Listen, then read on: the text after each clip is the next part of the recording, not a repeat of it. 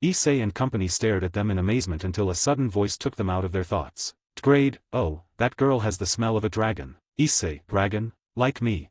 DxD, bah, no, she is an original dragon and I can tell you that she is even better than that girl called Asia, you should follow her to know who she is. Issei's group looked at each other before they too followed the strange group to find out what was happening right now. Yukio's wives were gathered in a luxurious room while they were chatting many things between them. Not only were they, even Venelana was here to share some time with these women, Rasius was also with the intention of giving them protection. Rias, why is there so much fuss out right now? She who was chatting with her mother suddenly asked about the other wives. Misla, I do not know, but I've been hearing a lot of fuss for a while now, will things be fine? Coriana who was looking towards the windows turned around looking at Misla. Do you really think that someone would cause problems with our beloved here?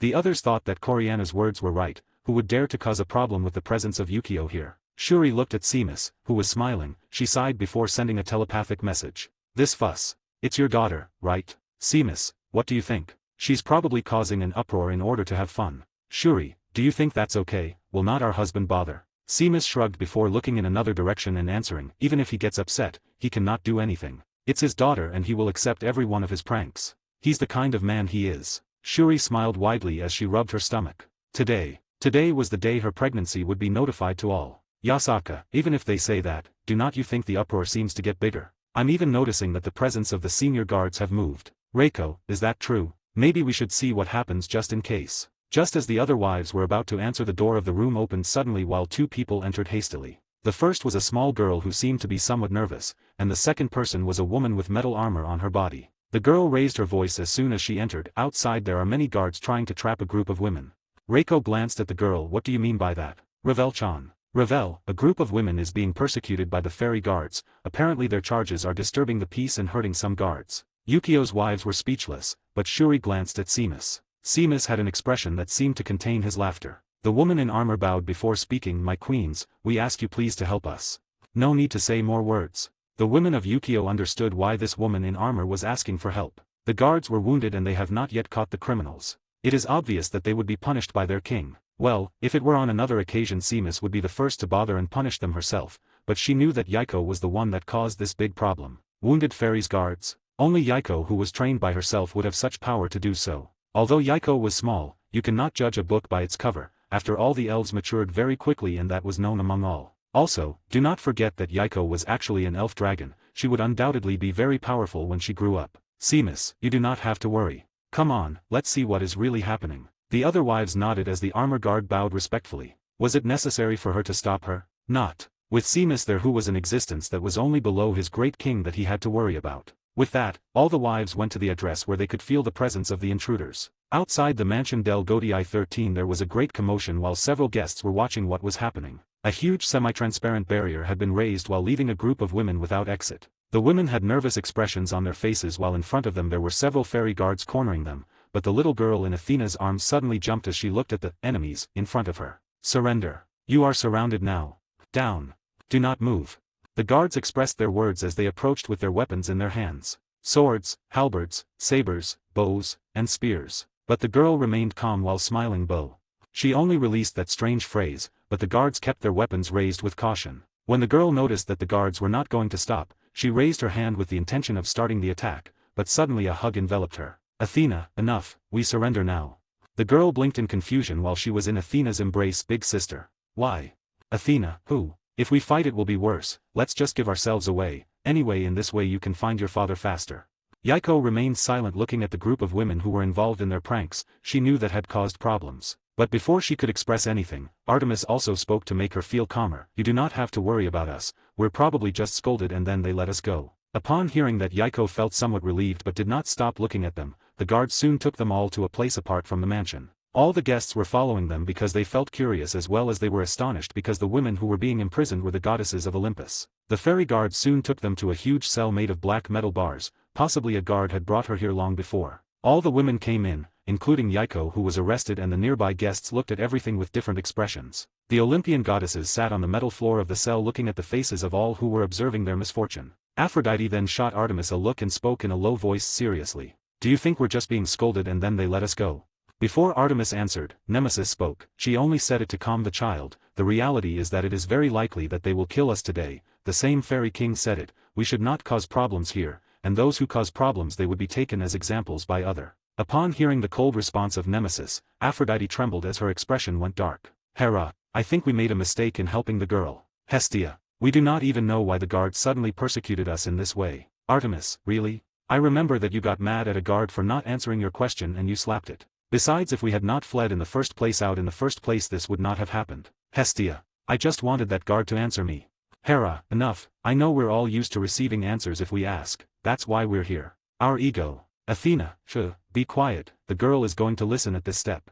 She approached them to stop talking about this. But in reality Yaiko had already heard everything and felt very bad about herself. It was because of her that the guards got hurt after all. Soon several flashes were shown in the sky before they hit the ground. From there soon several silhouettes were present. Zeus, what the hell is this?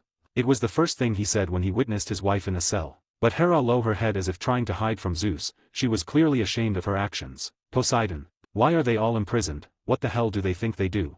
He erupted in anger as he headed towards the guards. The 4 greatest guards who were strongest were placed right in front of the cell while releasing their pressure. Their power was similar to these gods were obviously in a standstill. NYX who soon came also witnessed things with curiosity. NYX, what did you do to make this happen? Zeus, do you ask that nonsense? It's obvious that that damned Fairy King is abusing his power right now. Poseidon, first the attack on Dionysus, now he has imprisoned our goddesses. It is blasphemy. Hephaestus, Aphrodite, are you okay? Demeter was left blank observing his friends held in a cell while his anger was growing inside his body. Hermes was stunned watching the situation. Ares frowned as he took a step forward and watched the 4 senior guards. Let them out now. Now. Along with his scream, Ares let out all his power waving the air while he seemed to be so angry to attack in an instant. Zeus and Poseidon also took a step forward ready for a confrontation and save their goddesses. But before they could someone stop them. Athena, stop.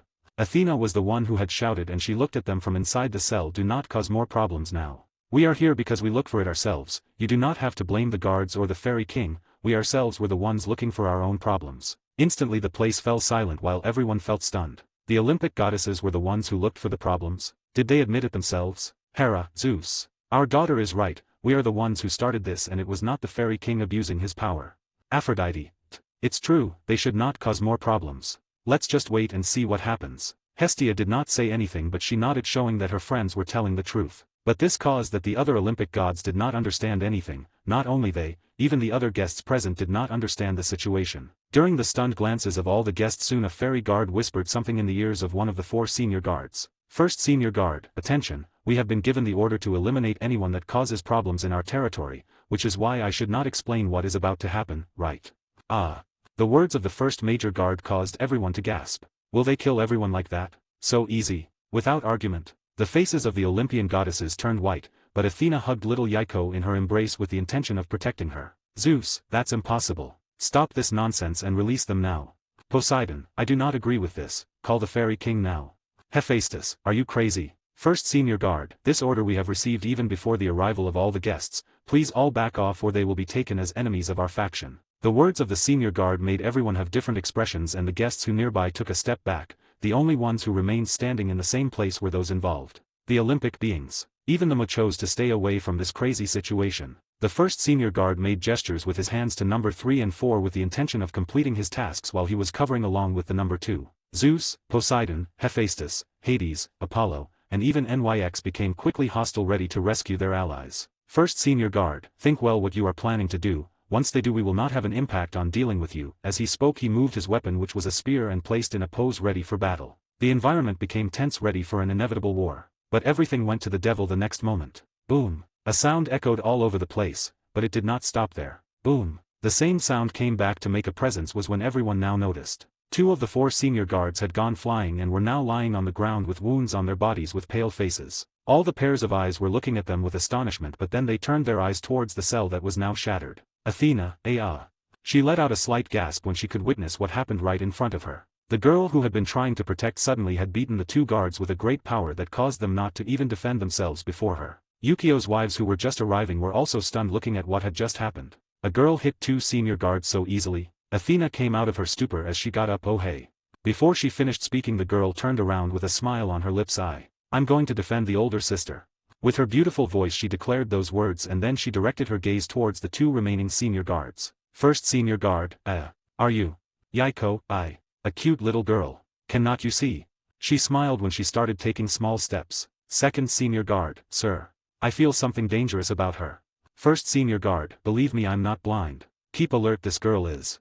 Before she finished speaking, Yaiko had suddenly disappeared. Like a senior guard with great experiences and instincts raised his spear vertically on his head. Pa! A thunderous sound and a huge crater were created under his feet while Yaiko had suddenly appeared over and used his heel to hit him. But things did not stop there. Soon Yaiko had disappeared. Pa! Immense blows that could not be observed by ordinary people began to occur between the first senior guard and Yaiko in just a matter of seconds. Several craters formed the ground while they went and disappeared rhythmically in each attack. Soon everyone saw that the senior guard used his spear vertically to cut Yaiko in half. But Yaiko raised his palm and managed to stop the spear with only his hands, and then with his free hand he struck the chest of the guard violently with his palm. The body of the senior guard was sent flying through the air, but he turned and placed all his strength on his arm before throwing his spear as if it were an arrow. Yaiko snorted and made mysterious footwork before he extended his two palms outward, arts of martial, palm moon sun. When his words ended, his palms began to shine in a different color, one was silver while the other was golden. The spear that looked like an arrow soon came before she, and Yaiko threw her silver palm at the tip of the spear that was going to hit her. Pa! The spear was hit upwards, which caused it to lose strength, but Yaiko did not stop when he extended his golden palm and hit the back part of the spear even in the air. Boom! As if it were a mirror, the spear now shot towards the senior guard in a vivid way. The senior guard quickly turned around and managed to dodge just for a bit, but his face had drops of sweat when he looked at Yaiko strangely. All this had happened in just a few seconds, leaving everyone amazed. Even the Olympian gods were left speechless. This little girl was too terrifying. Her level of power was at the same level or even higher. The Olympian goddesses had euphoric expressions looking at the situation. For them this girl looked like a goddess really fighting. Yes, a goddess of war. Artemis, she's very strong. Hera, yes. Hestia, but it's just a girl. How? Athena, girls. I think I've noticed something now. The other women soon looked at Athena, waiting for her to reveal that she had noticed. But instantly huge pressure filled the place, causing many to collapse with panic. But those who had more panics and pails on their faces were the Olympian goddesses. Hera, we are dead. Hestia, he himself came here. Aphrodite, the fairy king came by himself, we cannot leave now. Artemis bit her lips with panic in her eyes. She did not expect this, nor did she think that she would die in the hands of the fairy king who had previously saved her. Athena sighed bitterly. She already knew that her destiny was in stone now. Save herself. Forget it, the fairy king was a ruthless person, it was impossible to reach his mercy. Nemesis was the only one who did not speak, while she just smiled bitterly looking at Yaiko's small back. Soon an intense brightness in the sky attracted the attention of all. They raised their eyes hardly only to observe a young man who had appeared in the air. He was tall, dark hair with golden eyes that seemed to contain mystery in themselves, a large built body and a black combat suit that highlighted his muscles. He was handsome enough for all the women present, but the expression on the man's face clearly showed that he was angry. Who does not? After all, this was their property and had caused many problems. Yukio had been in his room trying to connect completely with the power of chaos that he had stolen from Tiamat. But before he could even connect completely, he could feel the presence of a very familiar person for him. At first, he got in a good mood, but when he heard all the problems that were caused, instantly he became furious. Slowly going down from the sky looking towards the cell where the Olympian goddesses were, you could notice the anger in their eyes. The faces of all the Olympian goddesses became very pale, but Athena took a step forward while standing in front of Yaiko. Athena had noticed that Yaiko's small body was trembling with fear as he seemed to shrink. Athena, Mr. Dragon. I was the one who caused all the problems here. If you want to punish someone, please let it be just me. Hera, daughter. Artemis, sister, no. Nemesis immediately dragged both women back, stopping them, and Athena had told Nemesis that she was willing to take all the blame. Zeus and Poseidon, who were watching things, quickly walked to stand in front of Athena with the intention of protecting her. Zeus, we will not let that. Before he finished speaking, Yukio made a gesture with his hand and his body flew out in a shocking way hundreds of meters. Everyone swallowed nervously. This man was so angry that even if I let Zeus talk. Athena bit her lips hard, hiding Yaiko behind her. Mr. Dragon. Please do not vent your anger against others. I was guilty and accept all charges right now. She spoke decisively and was clearly willing to take care of all the bad actions. But Yukio stood before her staring at her without even speaking. That caused Athena to feel very nervous. Yukio, you dash. At last he had spoken. But suddenly he waved his hand and a golden halberd had appeared in his hand. Will he kill me now? Athena was stunned, but she was not going to resist. All those present were speechless. Is he really going to kill her like that? Right nowhere? It was everyone's thoughts. Poseidon stirred while Hephaestus and Hades were ready to attack and save Athena, but they suddenly noticed an abrupt change in the situation. Yukio, you're too strange, take the charges for yourself. Anyway, take your weapon. Athena, Her pretty eyes blinked in confusion as she looked at the man and the halberd in front of her. Senior, Dragon. This?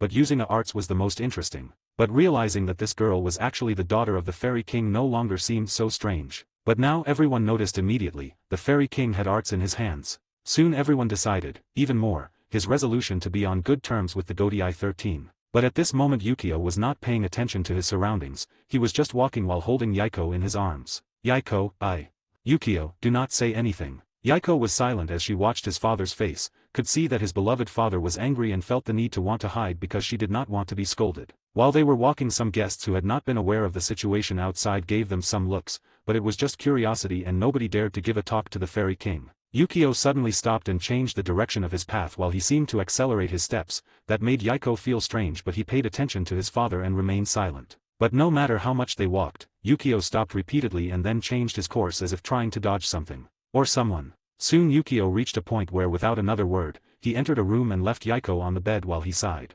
Yaiko, Dad. Yukio, yes. Yaiko, are you running away from something? Yukio, and no, why do you think so? Yaiko raised one of her pretty eyebrows before looking at her father's face carefully. She blinked before a pretty smile escaped her lips. Did you get into trouble, right? Yukio, here the only one in trouble is you. Do not change the subject. Why did you make such a mess out? Yaiko erased his smile and grimaced before sitting down somewhat discouraged on the bed and made nice gestures with his fingers on the sheets. I did not want to do it. It's just that I had fun and did not want to get away from the older sisters. Yukio, I understand you, but have you noticed everything you caused? You wounded several guards. Besides, possibly if you had identified as my daughter this would not have happened in the first place. Yukio's words made Yaiko lower her head as if she wanted to hide. Are you angry with me? That was the question she wanted to ask for a long time. Since she met her father she had never seen him angry, much less she expected to bring problems to her father. After all, she was smart. She knew that her father was the Fairy King, someone who should stand erect and had a great weight on his shoulders with his duty to protect the entire empire. No, the whole fairy world. Yukio was not really angry. Was it really necessary? Yaiko did not seriously hurt any guard, they were only small lessons that could be cured with some magic. Also, although Yukio knew that her daughter was very intelligent for her age, she was still only a girl, so it was quite normal for her to get carried away by the fun. What child would not feel good when they find something fun? Reaching this point Yukio sighed and rubbed his daughter's head. No, I'm not. It's just that you should not have caused so many problems and you could only have said who you were from the beginning. Yaiko, She nodded as she took her father's hand. I'm so sorry. Yukio shrugged and hugged his adorable daughter while giving him a small kiss on his cheek. Instead of apologizing to me, you're going to have to apologize to the guards that you managed to hurt. Yaiko nodded as she hugged her father tightly. She had always dreamed of this. Living life with her mother and father so happy, she still remembered when she dreamed of finding her father, and when she did that the contained tears sprang up naturally while sliding down her tender cheeks. Yukio, geez, why are you crying? I have not even said something bad. Or what? He was stunned by his daughter's sudden behavior. But Yaiko smiled when he heard the foolish words of his father and his hug made him stronger. Silly father. Yukio shrugged his shoulders with a smile. I know I am. So father-daughter soon forgot everything and started chatting among themselves. For Yukio it was his best moment. He had always dreamed of having a son, and having Yaiko right in front of him it was as if all his desires and new life really worth it. Between the laughter and chats both had not even noticed. But someone was spying on them and they could not even realize it since father-daughter were immersed in their worlds of laughter. Seamus, do not you think they're being very exaggerated? She who was looking at the situation in the room where Yukio and Yaiko was addressed her words to the other wives. Misla, exaggerated? You only say it because you are the one who was the first. Would not you feel the same if we changed the situation at this moment? Yasaka, then he had always had a daughter. Why did he never tell us? Why did you hide this from us, Seamus? Seamus waved his hand and the small mirror that showed Yukio chatting with Yaiko in the room immediately disappeared. It's not that I wanted to hide them from you. I really did not want anyone even to find out about this. Graphia, that. What do you mean by not saying anything to him? Koriana, Himisama. What do you mean? Shuri, who was watching everything, she sighed before she spoke slowly. They have not heard yet. But in reality, Seamus. Seamus, Shuri, she stopped her immediately. Shuri looked at her without understanding, but Seamus shook her head. I have to explain them. And it's time for them to know everything, right? Rias, what do you two refer to?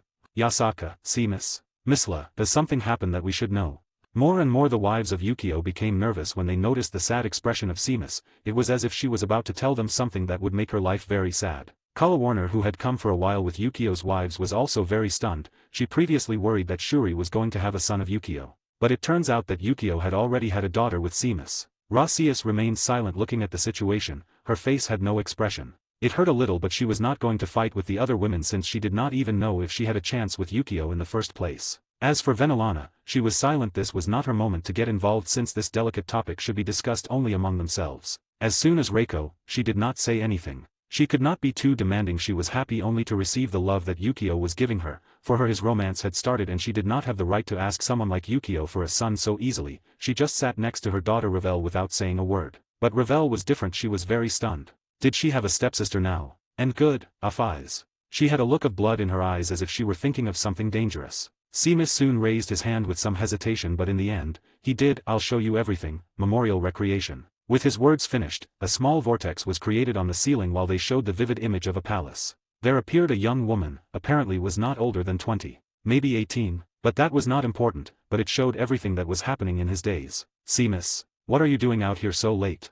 Yes, it was the life of Seamus which was shown to all the women present, their tragic life, their emotions, their meeting with Yukio, their happy life with Yukio and Kurika, and their betrayal. All now could see what had happened, they themselves could feel the emotions of Seamus, also came to understand what had happened and the way she and Yukio fell in love. They were enemies, but secretly they were friends. They were strange but very nice. They also realized how and why Seamus did not want to tell Yukio about Yaiko. She was afraid to be rejected for her betrayal. All kinds of things were shown, and the training that Seamus did just to become a captain and stay close to the man she loved was also shown to all the wives. Up to this point, all were silent while the ceiling returned to normal. The room had been in complete silence. Yukio was now walking towards the direction where he felt the presence of his wives. In his arms was Yaiko, who seemed to have some nerves. Yaiko, Dad, are you nervous? Yukio, what do you think? Yaiko, that happens to you as unfaithful. Yukio, ignoring Yaiko's words, he kept walking and soon stood in front of a door that was guarded by 2 fairy guardians. Greetings to the king, 2x. Yukio gestured for them to leave and with a sigh, he stretched out his hand opening the door. At the moment he did, many pairs of eyes rested on him and all the women present seemed not very happy. He knew that this would happen from the beginning and took a step while Yaiko also seemed to be very nervous. By the time he reached the middle of the room, Seamus got up slowly and stretched out his hands. Yukio, Seamus, honey, would you let me carry little Yaiko? Yukio nodded as he handed over his beautiful daughter. Yaiko quickly hugged his mother as if fearing something. Seamus gave a smile and approached Yukio, giving him a small kiss on the cheek. Seamus, good luck, she smiled and said goodbye as she left the room. Good luck. The words of Seamus returned to sound in his head. But Yukio had not understood it until that happened there. Yukio was sitting on his bed with his legs crossed and kept his eyes closed as if he were meditating. Around his body a red and chaotic smoke was appearing as a blood-red dragon made of the same smoke was spinning over his head. At this time he was training the element primal chaos. But even though he seemed so focused on his meditation, he was really thinking about something else. His wives had accepted Yaiko. That was something that made him very happy, but other news had hit his door. He was going to have a little son of Shuri. It was not necessary to say that once this information was given by Shuri herself, the other wives had another great discussion. Until this point it seemed that Yukio would probably have a lot of work to do for a long time. PAF. Just at that moment, a clear sound as if something had collapsed was revealed inside Yukio when the red and chaotic smoke was absorbed into his body. His previously black hair turned pure white while on his forehead his tattoo in the form of a cross had manifested again, maintaining a golden color. His left arm was swathed in his dragon tattoo that ran from his shoulder to his wrist, glistening gold. It was mysterious and an exuberant sacred and mystical aura could be felt like a huge pressure, but it quickly returned to its original appearance. He released a breathless sigh as he stretched before opening his golden eyes to see everything in front of him again. The first thing that appeared in his sight was Aura, who was standing with a small handkerchief in his hands. Aura, are you okay? She asked immediately as she used the handkerchief to dry Yukio's sweat a little. Yukio felt strange receiving Aura's treatment, so he took the handkerchief in his own hands. I'll do it myself. As for your answer, yes. It's nothing serious, I've only temporarily released one of my forms, that's it. Aura nodded while she also had some curiosity that Yukio was referring to one of her forms. Knock knock. At that moment the door of the room sounded when Aura decided to open it. Soon a man with a Haori de Capitan had entered, being followed by a woman. The man was tall and robust, he had a brown skin color and fierce eyes while in the corners of his lips you could see 2 fangs. The highlight was that he wore metal pants, part of some black armor, and a white Haori with the symbol of Camellia, kanji 6. Also in his bare chest was a tattoo of bright dark color that only the lieutenants/captains under the command of the Fairy King should have. Cruz's tattoo. But because of the Haori about him, it was clear that this man was a captain, the captain of the 6th Squadron. On the other hand, the woman who had entered had an absolutely white skin without imperfections, while a long and silky black hair was undulating against the wind in her footsteps. 2 blood-red eyes and a pair of horns of the same color came from her forehead, that made her very attractive to many people. She was dressed in the upper part of a red armor plate that covered her round breasts, leaving her cute white abdomen exposed without spots. Her lower part was the armor pants of the same color. What stood out in his clothing was a Haori that had the symbol of Cardo, kanji 12. She was the captain of the 12th Squadron. These two people were Bill and Claudia. Raw, Chapter 103. Aura felt that the presence of the man was dangerous, but the woman not so much, therefore immediately put herself in guardia, but Yukio only smiled. Bill, greetings to the king of the fairies. He bowed politely. Claudia, I pay my respects to my king. She bowed with a smile on her face. Yukio, what happened so that you two come here right now? Bill, my king, is it really right that we let these people come to our prison? Yukio, what do you mean?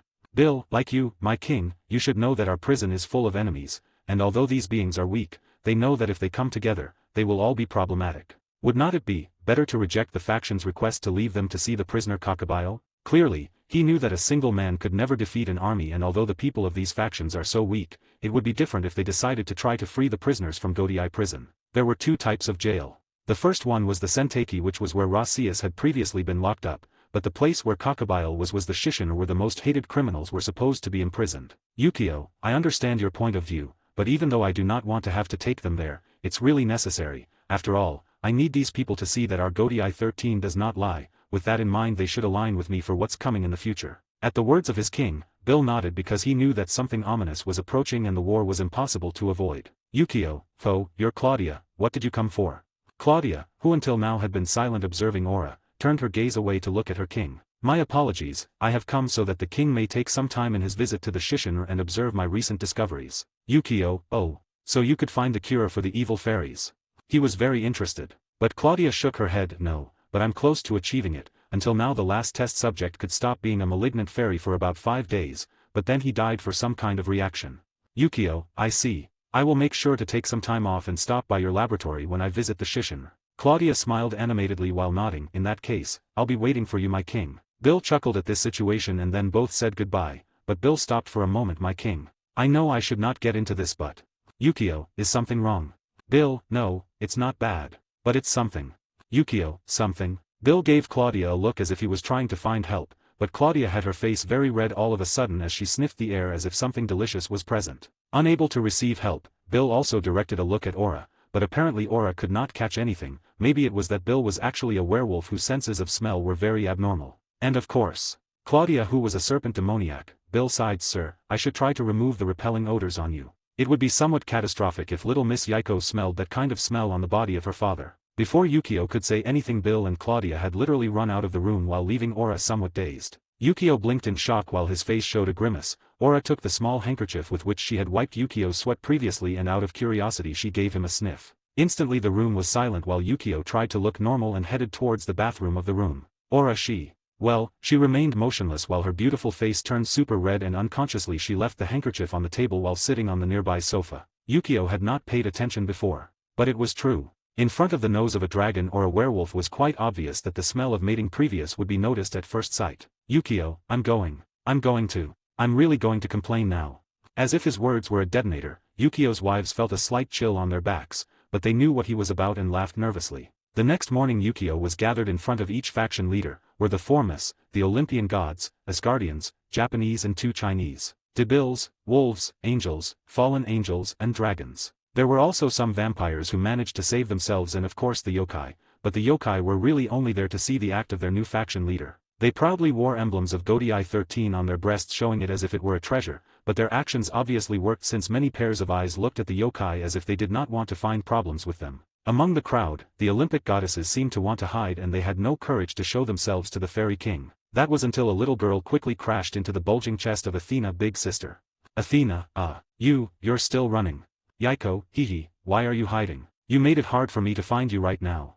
Up to this point, Athena made a difficult expression and the other women, Zeus and Poseidon, looked at the little girl at the hands of Athena with conflicting expressions. Yaiko, is it because of my father? He will not do anything to you. He promised me that at some point he would meet you to thank you for taking care of me. She smiled when she said her words. Those words managed to calm down the expressions of the women. Athena, yes. Yaiko, and, besides, my mom said that she also wants to take time to thank you. Athena, your mom.